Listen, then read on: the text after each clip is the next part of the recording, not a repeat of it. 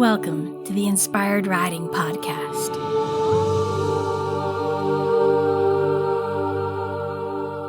I'm your host, Beth Lauren Parrish. As a certified riding instructor, remote coach, and rapid transformational therapy practitioner, a powerful form of hypnotherapy, I'm here to remind you to slow down, trust your intuition, and really deeply listen to your horse. And this will make for the best co-creative dances possible, whether you're on the ground or connecting on their backs. Thank you so much for being here, and here we go. Hello there, Inspired Riders. We're continuing along with the Riding Instructor interview series. And in this podcast, I'll be interviewing Veronica Roni Rosenthal. Roni is a lifelong horsewoman from Central Texas. She's a licensed speech-language pathologist and a certified therapeutic riding instructor. Roni's speech therapy career has focused on serving deaf and hard-of-hearing individuals. She took an off-the-beaten path in her field by becoming a fierce advocate for signed languages. She is fluent in American Sign Language and provides horsemanship and riding instruction in ASL. Roni obtained her CTRI qualification from Path International in 2019 and launched her equine business, Horse Therapeutics, in 2020. She currently runs a micro equine-assisted therapy program in Westchester, Pennsylvania. In addition to teaching, Roni studies equine bodywork modalities and carries a small caseload of equine clients. Roni has a particular interest in equine dysphagia, chewing and swallowing disorders, from her training as a speech pathologist. I'm really looking forward to this interview, and here we go. Roni, thank you so much for being here with me today. My pleasure. So, as you know, I'm doing this interview series for riding instructor support. I'd love to know, first question for you, what do you love most about riding and teaching? Regards to teaching, I love sharing horses with other people. That's a great joy for me. And I love riding and training. This is a very simple answer, but it just feels so good. It feels so fun to be able to communicate with an animal like a horse and be able to develop understanding and language with them. And I'm a total riding addict. I mean, I love, but in saddle time is happy time for me. I'm not riding very much right now. I have a senior horse and greener horses in my string. But it's all fun and so fulfilling, to be working towards goals with these fun animals. Yeah. I love that so much, and I'm very much the addict too. I think I had a trainer tell me, she said, Beth, you were not bitten by the bug, you were attacked by it. So it sounds like you're in the same boat there. Yeah.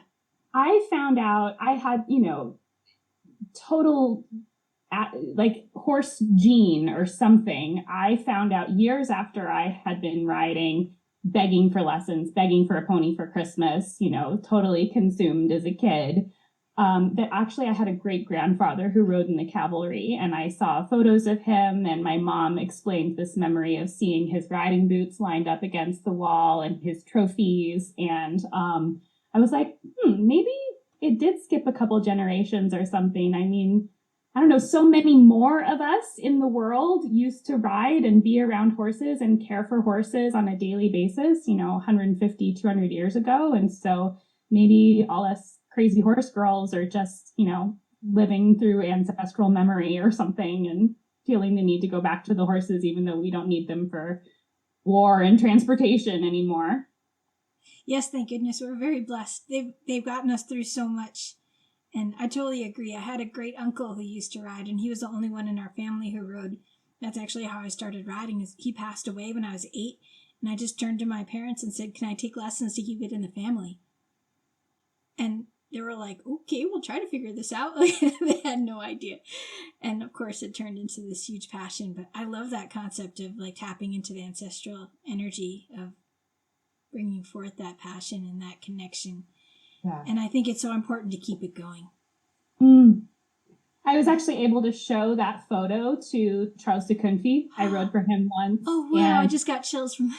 I know. Yes. And at that point in Charles's life, I think that he didn't really want to talk very much to other people. He absolutely came alive and was very active and engaged when he was teaching. But he said, "This is very nice picture," and then sort of, dismissed me. But for me, it was so important to show him my connection because he's been such a, ambassador for the art. And yeah, Charles has been on my heart and on my mind this last month since he passed. And so, yeah, that was special to get to share that with him. That's absolutely gorgeous. I got to audit one of his clinics, and I remember vividly him looking over and saying, "You should listen to me. I'm very, very smart."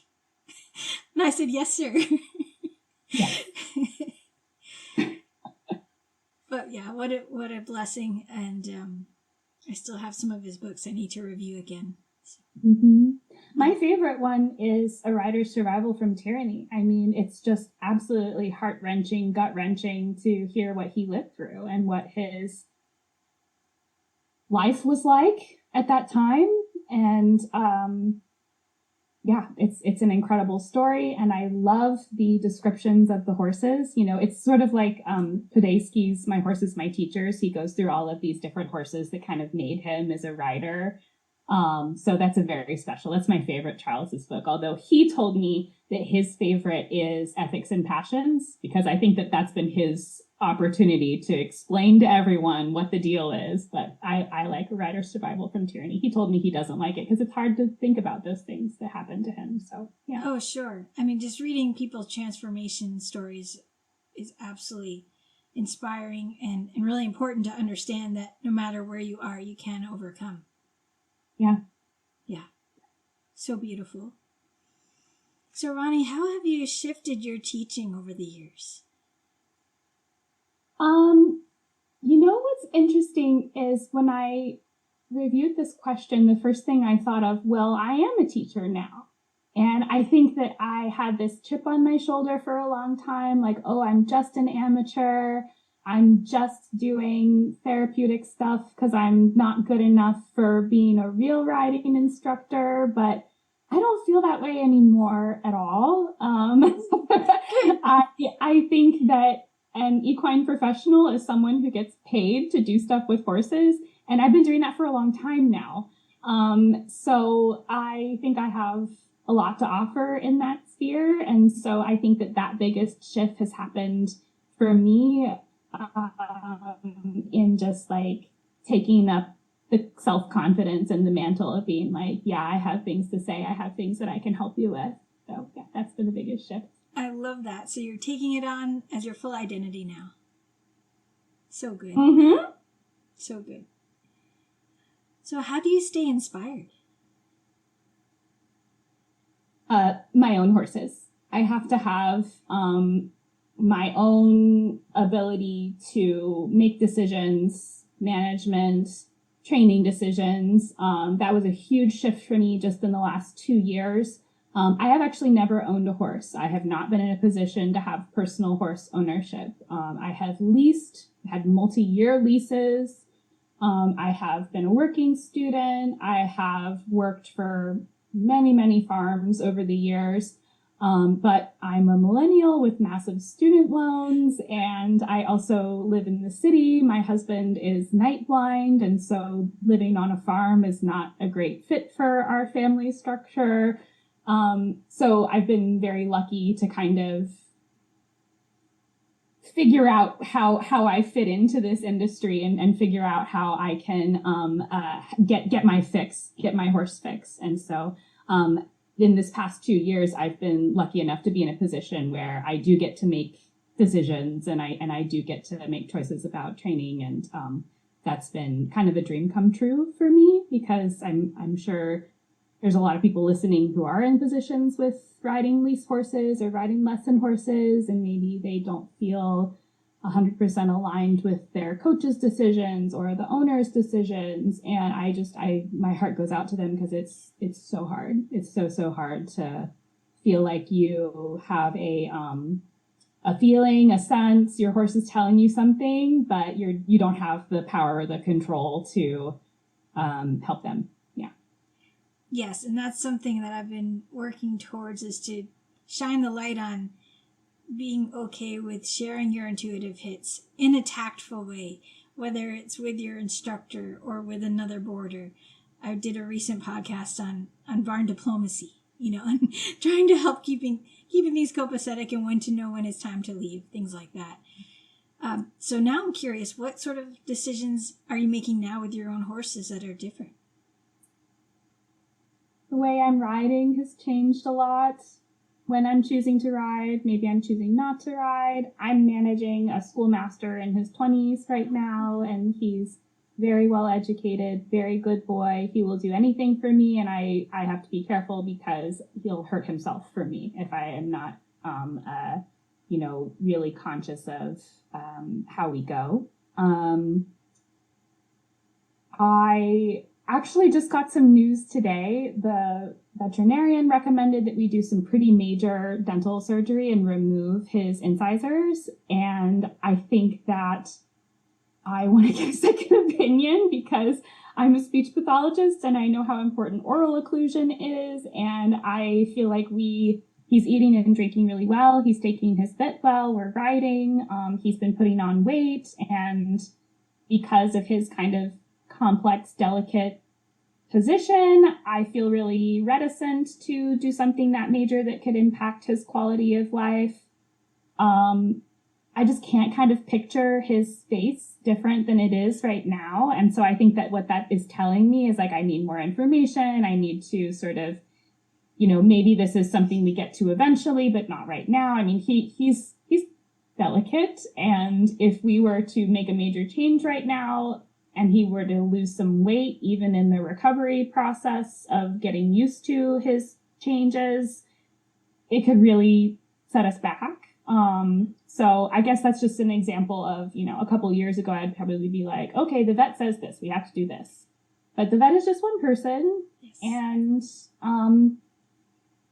I don't know, maybe this is a little spicy to say, but I have this sense that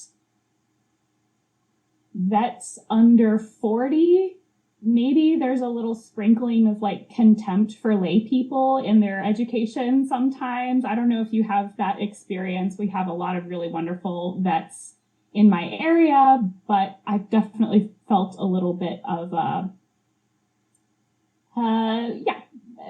not as a little bit dismissed in a sense. Maybe so. Yeah, that's unfortunate. I've been really blessed. We found a vet who is the exact same age as me, so total Gen X with me, and that just we bonded quite a bit, so we're very blessed. And then the one in Texas was much older, but he was also mentoring a lot of younger vets, so I could totally see that dynamic happening. But I'm really impressed that you're trusting your intuition and feeling into, maybe I should get another opinion and play around with different ideas, because it really does sound like you already know the answer at this point. So that's good to follow that. He's super powerful. He's very powerful. And so I'm just trying to listen to him. Yeah. And that's the key. And they'll tell us. And that's the other thing I teach, is feeling safe and confident enough to really tune in to hear what they're saying. Absolutely. Yeah. So awesome. Thank you for sharing that. Okay, so do you have any teaching tips that you'd like to share? Yes. So my area of expertise is in communication disorders, right? And I feel like we all develop a communication disorder when we're under pressure on our horse and trying to do our best, and our language centers shut off and we can't hear what our instructor is yelling at us. And so I think it's just good for all of us to think about cognition is different than language. Understanding not understanding language does not mean that you're not smart. Those are two separate parts of the brain. And also our language centers have less capacity when we're stressed, when there's a lot going on, when we're distracted. And everyone that might be interested in riding and horsemanship might have different capacity for different styles of communication. And so my biggest encouragement for people is to think visually. And if anyone wants to contact me, I have pre-made visuals that are for children and adults who have difficulty understanding through the air language, but seeing a picture of something bypasses that language center so they immediately understand. And so I can get through a 7-step sequence with somebody looking at my grid that has the helmet and the groom bucket and the hoof pick and the saddle, and you need to put your stirrups down, and all of this stuff can be right here. And I might have to do that, presenting that direction one thing at a time, maybe even like physically assisting or hand over hand with someone if I didn't have my visual. If I have my visual, they're able to immediately understand and follow that. For riders who are not, needing that level of support, I've had to teach lessons in American Sign Language, and I feel like my understanding of dressage movements has gotten way better since I physically had to sign them out in ASL and make it happen with my body. So no, really, how are you supposed to sit for shoulder in and do research and figure out how to physically show someone with a body moving through space what it is that we want the horse to do?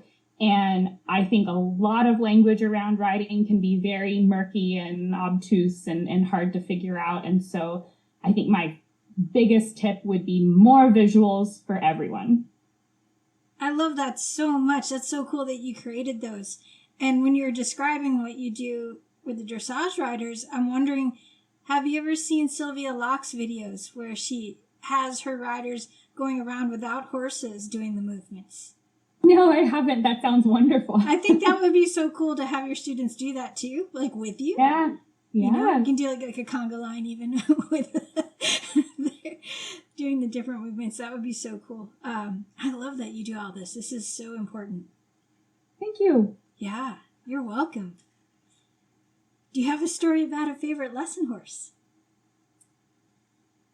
Yes, I will talk about Loki. Loki is in my program here in Pennsylvania. I have to say a huge thank you to his owner, Kathy, for allowing Loki to participate in our program. Loki took care of a kiddo of mine who is deaf and on the spectrum. And he really enjoyed trail riding with Loki. But he decided that it was interesting to kamikaze dive off of Loki. And Loki is not a small horse. He's a quarter horse, mid-size. He's maybe 15 something, but it's a good ways from the ground for a little guy. He's a 6-year-old kid. And what I realized was this was a little bit of an attention-seeking behavior, and it was funny. And so I had to play chicken a little bit with we don't want to attend to the behavior and reward the behavior, but I also have to balance the fact that this child is hanging off the side of the horse like a Mongolian archer or something. And sweet Loki, I was watching very carefully. I was like, are you okay? I will take this child off this horse. And he was like, I'm good, and so eventually we had to figure out the kamikaze situation, because that was just, not fair to Loki and was giving me a heart attack. But huge thank you to Loki for putting up with that experimentation that we were doing. What a kind soul. I'm sure he understood that something wasn't quite right and he just had to keep it together, right? Exactly. Amazing. Oh my gosh. So I'm guessing that you got it all sorted now, right? Yeah. No, unfortunately, that student is no longer with me. Okay. And it was because the interest of those types of behaviors just became more motivating than riding and being around the horses. And I think that that's an important thing for people to understand in the equine therapy space, is that there are contraindications and that not all riders are appropriate for equine-assisted therapies and therapeutic riding programs. One big reason why I have started my own programs is so that I can have that discretion. And horses are magical, but they're not magic in terms of being able to, like, I often find that the clients that are maybe not appropriate candidates, it's not so much the kid or the participant, it's the caregivers or the family members that really desperately want their loved one to have a connection with horses or just to feel better. But I strongly believe that our first obligation, if we're going to partner with horses in this space, is to them first, because they didn't sign up for this. They didn't go to graduate school to get a therapeutic license or whatever, they are a horse. So I have to prioritize my horse's well-being when it comes to, choosing clients. And Oh, I'm so glad you said that. And it's so good to have those boundaries and to be able to make those sometimes hard decisions, but it's so important to honor the horse. So thank you for sharing that too. What's something that surprised you recently while teaching? I have been doing some internal work around one of the horses in my strain. His name is Winnie the Pooh. And he's wonderful. He's a really cool guy. But Winnie the Pooh challenges me and my horsemanship because it's pretty easy for me to get horses to like me and to want to please me. And that is not so with Mr. Winnie the Pooh. His first and best answer, best foot forward, is no. And so learning what's motivating for him, learning what he likes to do has been a fun journey for me to figure out. And I had a new client tour the other day, a woman in her 60s. She has been wanting to ride horses her entire life, and this has been her first opportunity. And we went out in the pasture just to sort of meet and greet. I was expecting to kind of be like, there's Winnie the Pooh and there's Loki, and these are maybe horses that you'll spend time with. And Winnie the Pooh came over and gave her the sweetest, kindest greeting, and was very interested and engaged, and it was just a really great moment, and gave me kind of a flicker of okay, I have this feeling that he is going to be great in my program once he understands that it's fun and easy and no one's going to make him work very hard. But he's worried about that. He has lots of questions. He's like, well, what are we doing? What's going on? And so we're just slowly, building that relationship. So I guess that was a surprise for me. I was expecting a little bit for him to blow us off, but he didn't. He wanted to participate and enjoy our presence. That's absolutely beautiful. I wonder if he felt that feeling of it didn't matter if he showed up or not, so it took off the pressure, perhaps. Probably. And big thank you to his owner, Kathy, as well. I have 2 Kathys for owners, so that's it's easy or it's confusing, whichever one. Do they have 1K, 1C, or are they both? Yeah. Okay, that makes it a little bit easier. Yes. If you could teach a master class to other instructors, what would the topic be and what would be some of the key points in there? Oh, I've probably already discussed this a little bit around visuals, but I can get a little bit more technical. So in speech therapist training, we talk about prompting hierarchy. So we talk about what are the levels of support that an individual needs to understand your message. So it might be verbally paired with a gesture. It might be verbally paired with a picture symbol or a visual. It might be signed. It might be with multiple repetitions. It might be gain the attention or orientation of the individual, then provide the additional communication that you need. And so I guess that, any riding instructor down the road, some of us horse people are amazing intuitive communicators, and a lot of us are also not. We're here for the horses and training the horses, and then you have to figure out how to people and teach the people.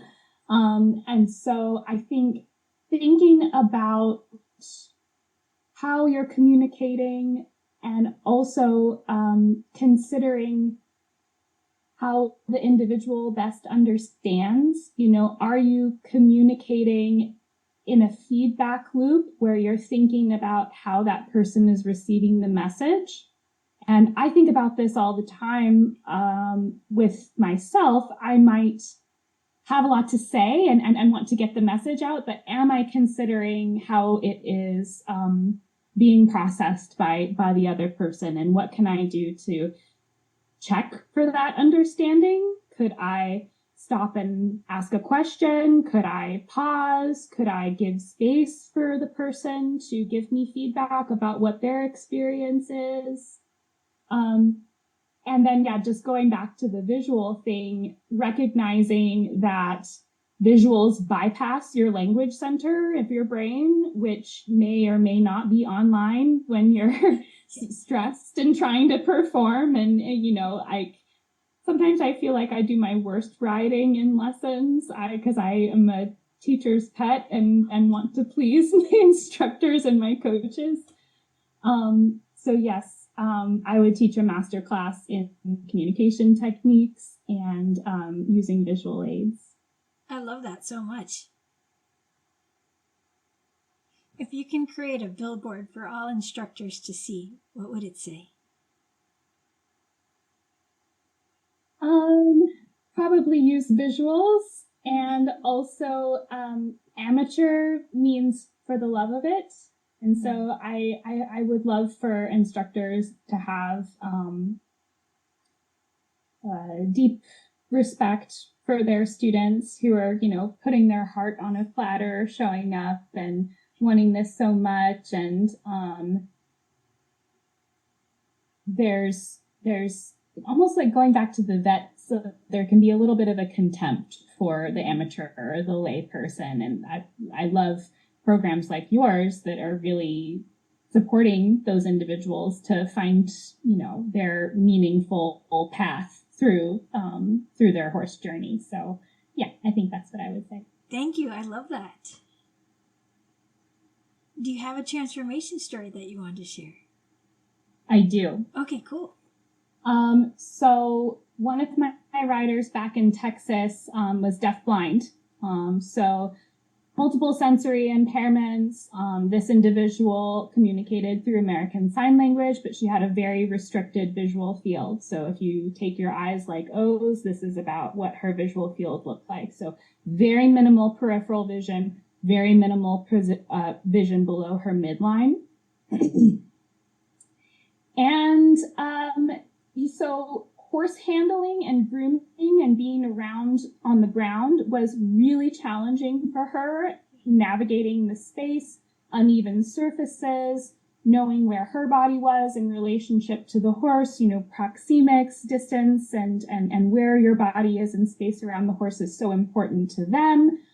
She had pretty high anxiety about leading and being around the horse on the ground. She was very worried that the horse was going to, be in her space or, and rightly so. Riding, she had a lot more confidence. She could kind of get around. I think being up higher and being able to track was really supportive and helpful for her. I used a tool for her. I'm going to have to ask my orientation and mobility specialist friend exactly what this was called, but it was basically a felt board that was black, so it was high contrast. And you had little movable pieces so that you could create a mock arena. And we could go through, do this obstacle first and this obstacle first. And over here is set up the, pole pattern or the barrel pattern or whatever you need. So that was a tool that I used for her so that it was tactile. She could feel it and she could see it with the high contrast.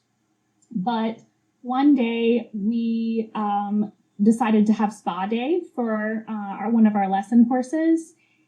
And I'm not sure what my decision-making process was, but I thought, you know what, she can do it. She can lead her from the groom area to the wash rack. And I handed her the lead rope, and I always position myself in a very specific place so that I can support or step in if needed, maybe give the horse a little couple prompts to help along. But things were going really well, so I kind of distanced myself a little bit just to give her this sense of you're doing it, you're being independent. And the horse saw some grass, took a dive for the grass, and stepped right on her foot. She had to go to the hospital because her toenail popped off, and she really hurt herself. And to her credit, she stuck with the lesson for another good, 10, 15 minutes after that. And she was like, no, Mom, my foot really, really hurts. So we ended up in the hospital together that night.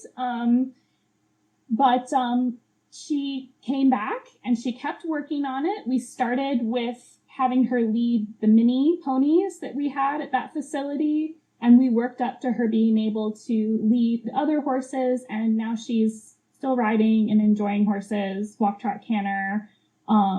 Just doing a fabulous job, sort of persisting with a scary thing that happened. That was my fault, but she's doing great. And I'm so thrilled that, the draw of the horses has been motivating enough for her to sort of work through that significant fear and, something that sucked, that really sucked that happened. Sure. Yeah, that's a gorgeous transformation. And to be fair, you really were trying to give her more autonomy and show her she could do it. So I don't think it's completely your fault. I think there was always that factor is we're working with horses. Horses do stuff, right? Yeah. Yeah. Yeah, I did consider the fact that this could have happened with any student, but the fact that it happened with the student that was most afraid of this exact thing happening, maybe there's a law of attraction thing going on there, but yeah. Well, let's just say we're happy she's okay now and she got back to it. And perhaps it was getting over that fear of it actually happening and then realizing she survived. That's always good too. Yeah. Well, I'm really grateful that you shared that story because I couldn't even imagine working with a student that had such limited eyesight. The things you do are incredible, Roni, and I'm so grateful that you do this in the horse world. It's amazing. I don't know anyone else who is doing it, and I would love if anyone is out there who signs American Sign Language or Australian Sign Language or Colombian Sign Language, whatever you're doing, and is into horses, to reach out and let me know. I have a couple of contacts. I actually have a close friend of mine who went through the PATH International Certified Therapeutic Riding Instructor Program through my license and got her certification. We think that she's the first we know that she's the first deaf person to hold this certification. I hope that there are more opportunities for deaf people and signers to enjoy horses. And get to learn and get access in their first language. I think that there's a lot to learn from, watching a deaf riding lesson, the things that I have to do to make sure that I can give in the moment feedback from my riders. I definitely get my steps in. I have to think constantly about where my rider is in relationship to where their eye gaze can find me. And so I do a lot of go to the long side. I run to the end of the long side so that I can be signing and they could be seeing me down that entire long side and I can be giving feedback. But circles don't really work because you're looking over here. I find that I also have to be extremely good at explaining what it is that I want, then go with God and, try it. And then we go back and we, regroup and we talk about what it is that happened or what we can do better. And so it's a real challenge to make sure that I know what I'm talking about and that I can break down the steps and I can, not just stand in the middle of the arena and yell at my rider. I mean, I think that that's how I was coached, and I'm sure it's how a lot of people were coached. And that's not going to work for a deaf rider, but that might not work for a lot of riders. So it's good to think about these different ways. That's so true. I really see how an entire course would be super valuable. So I'm just giving you that gentle pony nudge. Do it, do it. Cool. Well, is there anything else you'd like to add that I didn't ask you? Not that I can think of, no. Yeah, thank you so much for having me. It's delightful to talk about horses on a beautiful evening with you. It really is. Thank you so much. And how can people get a hold of you, Roni? You can reach me at darkhorse.therapeutics@gmail.com. I am on Instagram at darkhorse_SLP. SLP like speech language pathologist. That's my big girl job.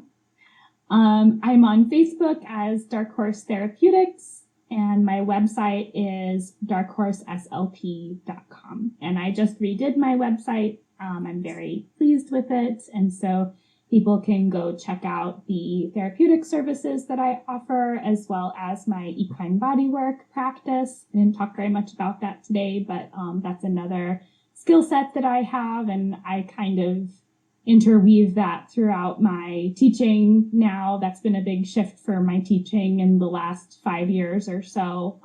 So yeah, those are all my places you can find me. Fantastic. And I'll be sure to add all of those links to the show notes so people can find you very easily and reach out. Wonderful. Thank you again for being here. It was a pleasure to chat with you. Yes, thank you. You're welcome. All right, everyone, please do check out the show notes so you can reach out to Roni. And thank you so much for listening. And remember to lead with kindness for yourself and for your horse. And may the horse be with you always.